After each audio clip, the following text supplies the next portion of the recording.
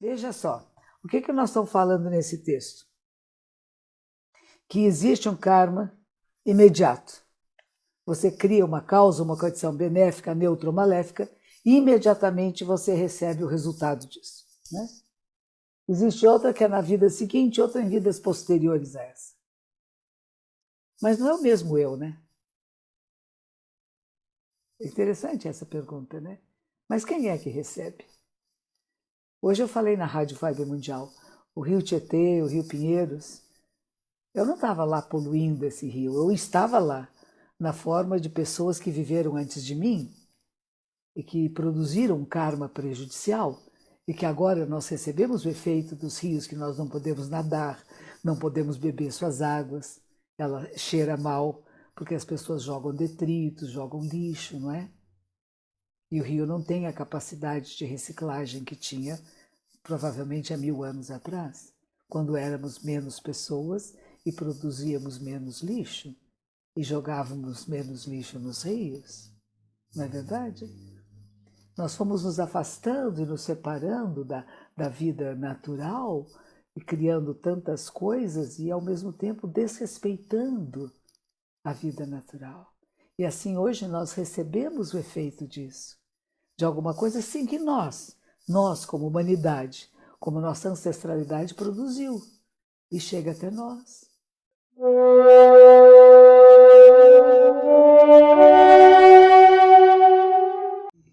O Dharma, incomparavelmente profundo, infinitamente sutil, é raramente encontrado, mesmo em centenas de milhões de anos. Agora podemos vê-lo, ouvi-lo, compreendê-lo, que possamos completamente clarificar o verdadeiro significado dos ensinamentos do Tathagata. Não é bonito esse poema, poema de abertura dos ensinamentos?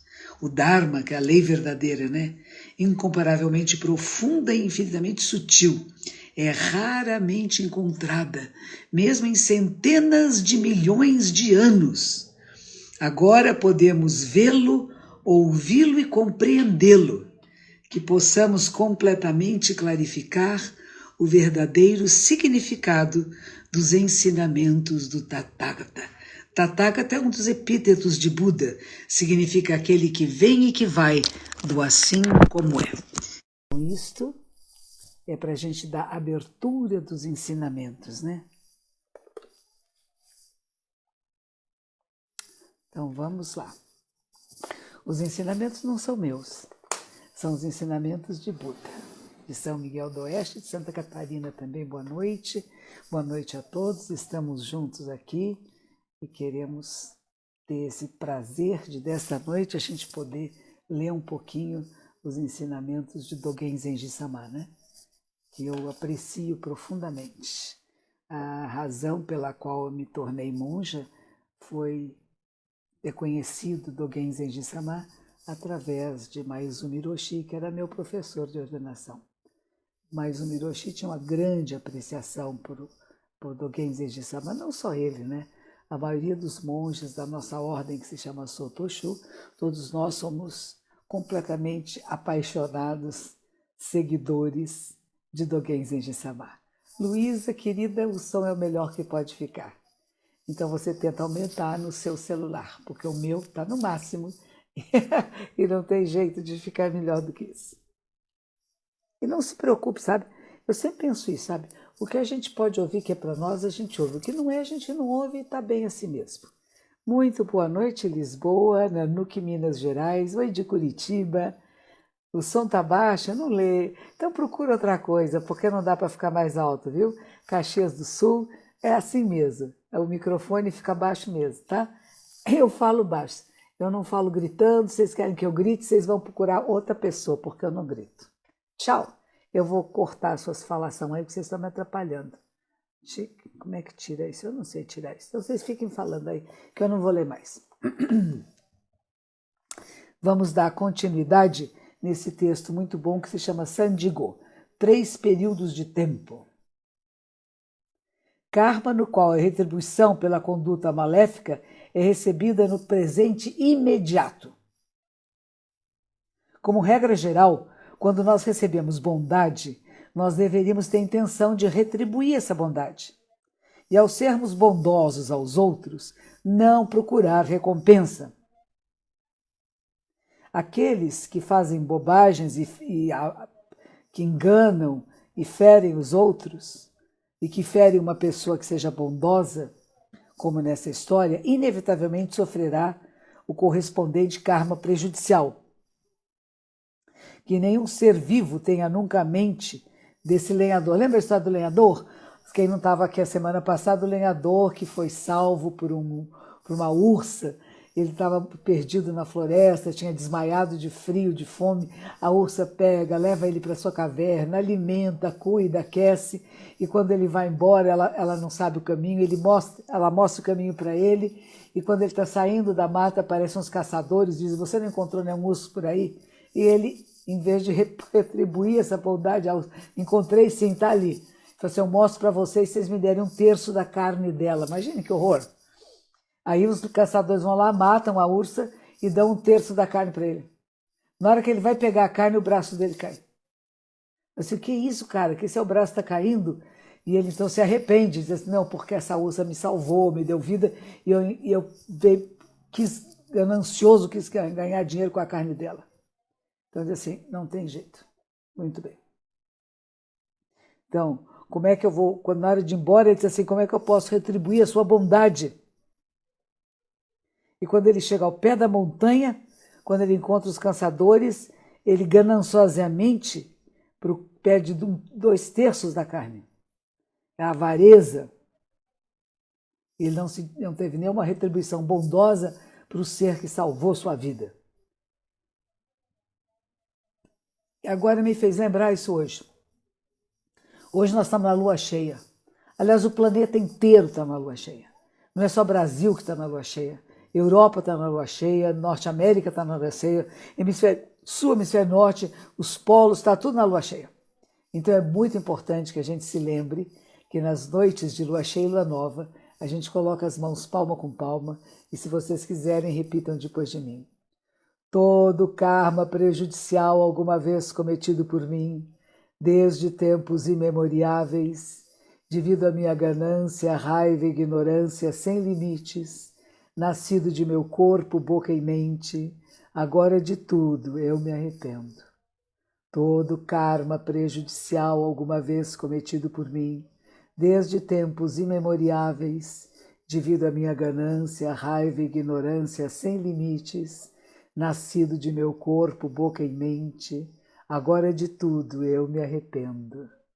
Todo karma prejudicial alguma vez cometido por mim, desde tempos imemoriáveis, devido à minha ganância, raiva e ignorância sem limites, nascido de meu corpo, boca e mente, agora de tudo eu me arrependo. O arrependimento nos leva ao nível da grande pureza. Esta é a força do arrependimento. E sempre que a gente faz o arrependimento, a gente faz o refúgio, o abrigo nas 3 joias. Retorne-me abrigo em Buda, retorne-me abrigo no Dharma, retorne-me abrigo na Sangha. Retorne-me abrigo em Buda, o ser venerável. Retorne-me abrigo no Dharma, lei livre de apegos. Retorne-me abrigo na Sangha, comunidade em harmonia. Retornei e me abriguei em Buda. Retornei e me abriguei no Dharma. Retornei e me abriguei na Sangha. Serei sempre o teu abrigo. É o nome de um livro lindo, lindo, lindo, do Walter Ugumai. Serei sempre o teu abrigo. Não é bonito? É lindo. Ele fala da avó dele que teve que pôr um aparelhinho no coração, e ele diz assim: será que quando as pessoas abrem o peito, elas continuam amando como antes? Olha que bonito, né? É de uma doçura. E claro que sim, né? E claro que sim.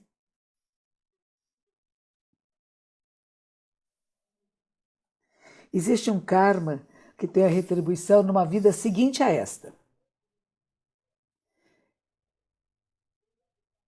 Se nessa vida nós produzirmos e promovermos karma, numa segunda vida receberemos efeitos amadurecidos diferentemente. Isso é chamado karma, que tem a retribuição na vida seguinte.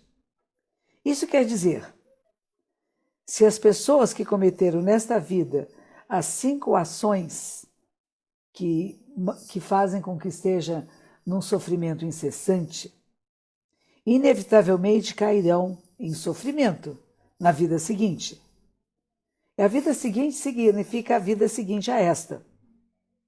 E por crimes menores, existem aqueles que vão para o inferno na vida seguinte.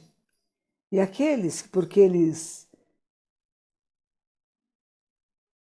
que têm influência de um karma mais tarde produzido, eles não vão para o inferno na vida seguinte, mas para uma atribuição bem mais para adiante.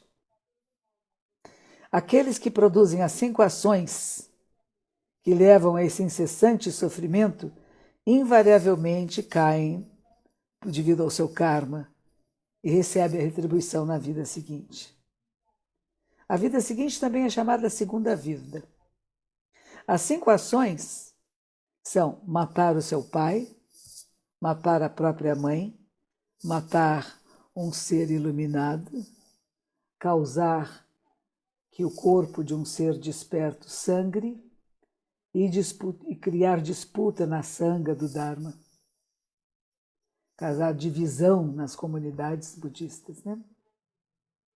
São chamadas as 5 ações do sofrimento incessante. Seria chamado 5 pecados mortais. A gente não fala em pecado no budismo. A pessoa que traduziu para o inglês é que ele não encontrou a palavra melhor, pôs pecado. Os primeiros são matar. O quarto é uma conduta que se aplica relacionada à matança. Não existe maneira que um Tathagata, que um Buda, seja morto por uma pessoa. Pode apenas fazer com que o seu corpo sangre. Isso já é considerado uma coisa terrivelmente má. E aqueles que não estão sujeitos a uma morte temprana, cedo, são bodhisattvas no seu último corpo. Bodhisattvas obstruídos por uma vida no céu Tsusita.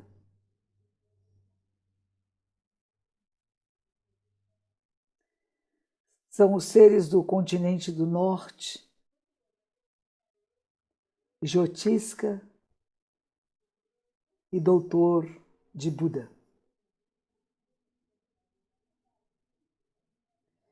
Dizem na Índia Antiga, na cosmologia indiana, que os seres humanos viviam no continente do sul, do Monte Sumeru, e o continente do norte é habitado por anjos, seres celestiais.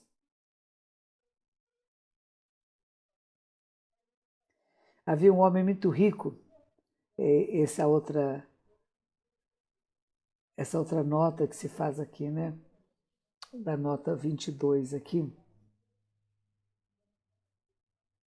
Jyotiska. Então, o Jyotiska era um homem muito rico, um discípulo de Buda, que viveu em Rajagraha. Ele diz que ele nasceu quando o corpo da sua mãe estava sendo cremado. Nossa, né? E o médico de Buda era Jivaka. Ele era filho de uma cortesã e foi abandonado por ela logo depois do seu nascimento. Mas foi salvo e cresceu junto com um príncipe. E quando jovem, ele estudou medicina por 7 anos, na universidade famosa de Takasila. Hoje fica no Paquistão, é Tashila. E se tornou o médico do rei em Rajahra e um discípulo leigo de Buda. São essas pessoas que falou aqui, né? O número 5. O erro de fazer uma separação na sanga através de palavras falsas, enganosas. São chamados os 5 erros graves, cujo karma receberá retribuição em algum momento, inevitavelmente. E eles contam, por exemplo, a história do primo de Buda chamado Devadatta. No Sutra de Lótus fala-se sobre ele, que ele cometeu 3 dessas 5 ações prejudiciais que levam a incessante sofrimento. ele matou a monja, a Bhikkhuni Utpalavarna. E essa Bhikkhuni era uma grande santa, era um arhat. Então foi considerado matar um arhat. Ele tentou matar o mais honrado do mundo, jogando uma pedra enorme sobre ele. Mas a pedra não caiu sobre ele, mas um pedaço da pedra cortou o dedo do Tathagata e sangue saiu. E este é considerado o erro gravíssimo de fazer com que um Buda sangre. E Devadatta exortou 500 noviços e tolos monges para segui-lo ao pico do Monte Gaia, onde ele estabeleceu práticas separadas. Ele fez uma cisão na sanga. Ele achava e disse e convenceu os outros que ele era melhor que o próprio Buda. Isso é Devadatta. E como resultado desses erros gravíssimos, ele caiu no inferno de Avici. E ele está sofrendo dores incessantes. Até hoje. E ele, que era como os 4 Budas,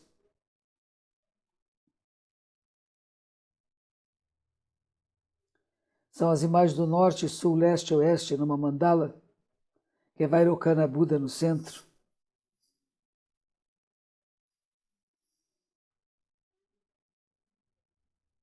Então, Devadatta, que fazia parte desses 4 Budas, ele permanece em Avici, num lugar de sofrimento.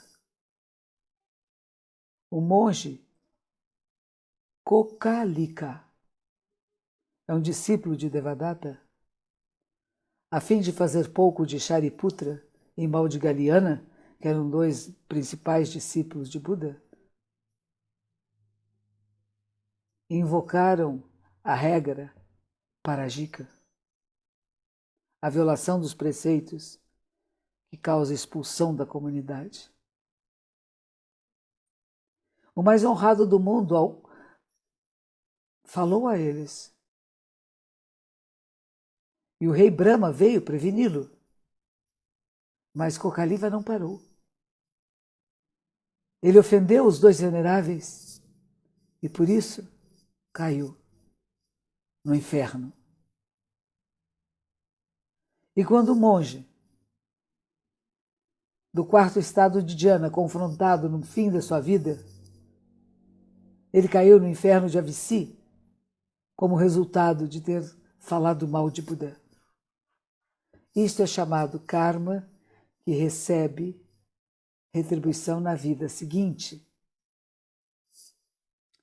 Terceiro, karma que recebe mais tarde.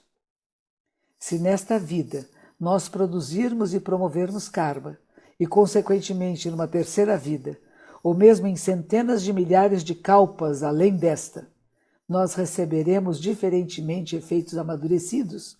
Isso é chamado karma, que tem a retribuição tardia. Veja só, o que nós estamos falando nesse texto?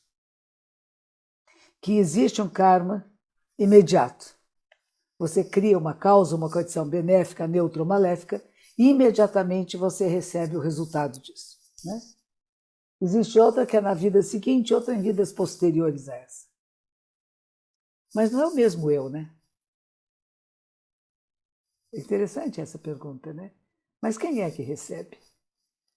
Hoje eu falei na Rádio Vibe Mundial, o Rio Tietê, o Rio Pinheiros, eu não estava lá poluindo esse rio, eu estava lá na forma de pessoas que viveram antes de mim e que produziram um karma prejudicial e que agora nós recebemos o efeito dos rios que nós não podemos nadar, não podemos beber suas águas, ela cheira mal porque as pessoas jogam detritos, jogam lixo, não é? E o rio não tem a capacidade de reciclagem que tinha provavelmente há 1000 anos atrás, quando éramos menos pessoas e produzíamos menos lixo. e jogávamos menos lixo nos rios, não é verdade? Nós fomos nos afastando e nos separando da vida natural e criando tantas coisas e, ao mesmo tempo, desrespeitando a vida natural. E assim, hoje, nós recebemos o efeito disso, de alguma coisa assim que nós como humanidade, como nossa ancestralidade produziu e chega até nós. Como os países que ainda estão em guerra, como as pessoas que estão saindo na rua cometendo crimes. Por que isso acontece? Talvez nesta vida tenham sido pessoas muito boas, mas o que fizeram antes? O que seus ancestrais fizeram? O que fez essas pessoas no passado? Que faz com que até agora vivam nessa angústia e sofrimento, né?